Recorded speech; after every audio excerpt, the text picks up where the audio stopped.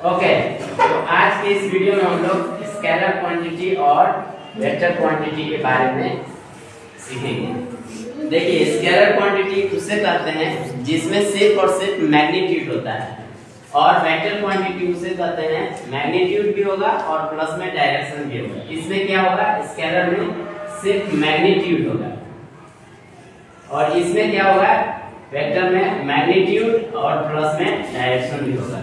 Suppose मान लीजिए एक कार है और कार क्या किया कि 15 किलोमीटर ट्रैवल किया है। 15 किलोमीटर इसने ट्रैवल किया है, तो ये केवल डिस्टेंस को बता रहा है कि 15 किलोमीटर उसने ट्रैवल किया है। देखिए, यदि इसको हम दिशा के साथ डायरेक्शन के साथ बताएं कि ये जो कार है ईस्ट डायरेक्शन में 15 किलोमीटर गया है, तो ये हम क्या बोल देते हैं, इसको हम डिस्प्लेसमेंट से भी जान पाते हैं कि ये हो गया डिस्प्लेसमेंट। तो जब हम बात करते हैं केवल और केवल मैग्नीट्यूड का, उस क्वांटिटी को बोलते हैं स्केलर। और जब हम मैग्नीट्यूड भी रहेगा और डायरेक्शन भी रहेगा, सपोज 15 किलोमीटर ईस्ट डायरेक्शन में गया है गाड़ी, तो इसको हम क्या बोलेंगे, वेक्टर क्वांटिटी कहेंगे। तो इस थोड़ा सा डिफरेंस है स्केलर क्वांटिटी और वेक्टर क्वांटिटी में।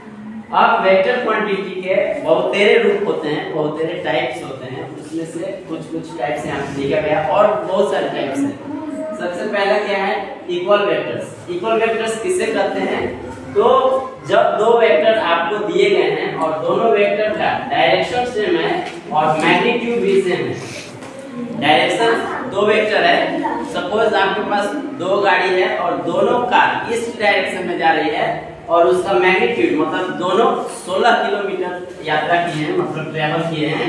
तो इस प्रकार के वेक्टर को हम क्या कहेंगे, इक्वल वेक्टर्स कहेंगे। जब दो वेक्टर्स हैं सेम डायरेक्शन है, उसको हम क्या कहेंगे, equal vectors. Okay, unit vector किसे कहते हैं, जब एक वेक्टर को उसके मैग्नीट्यूड से डिवाइड कर देते हैं तो हमको क्या मिल जाता है, यूनिट वेक्टर्स मिल जाता है। मान लीजिए वेक्टर ए है, ठीक है, इसका मैग्नीट्यूड है 16, इसका मैग्नीट्यूड है 16, और इसी को अगर हम वेक्टर को इसके मैग्नीट्यूड से डिवाइड कर देंगे तो हमको क्या मिल जाएगा, यूनिट वेक्टर मिल जाता है। इसके बाद आता है जीरो वेक्टर। जीरो वेक्टर वैसा वेक्टर को बोलते हैं जिसका मैग्नीट्यूड कितना हो, जीरो। मैग्नीट्यूड कितना हो, जीरो हो, उसको हम क्या कहेंगे, जीरो वेक्टर। उसको क्या कहेंगे, जीरो वेक्टर कहेंगे। बात समझ में आया? ओके, फिर आता है parallel vector. Parallel vector, parallel vector इसको कहते हैं जब दो वेक्टर आपको दिए गए हैं और दोनों का डायरेक्शन क्या हो, सेम हो। दोनों का डायरेक्शन क्या हो, सेम हो, एक ही दिशा में हो, ठीक है, उसको हम क्या कहेंगे, पैरेलल वेक्टर कहते हैं। और एंटी पैरेलल वेक्टर किसे कहते हैं, जब दो वेक्टर है, कितने वेक्टर हैं, दो वेक्टर है और दोनों का डायरेक्शन अलग अलग हो। दोनों का डायरेक्शन क्या हो, अलग अलग हो, डिफरेंट हो। एक डायरेक्शन ईस्ट में हो और एक डायरेक्शन वेस्ट में हो, उसको हम बोलते हैं एंटी पैरेलल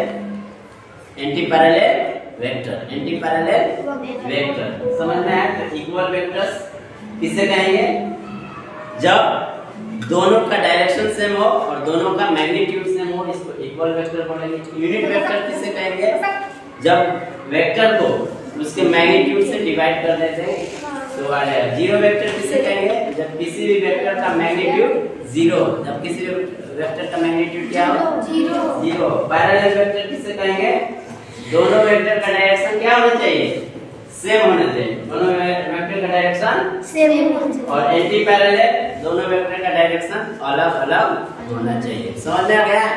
इसी को बोलते हैं टाइप्स ऑफ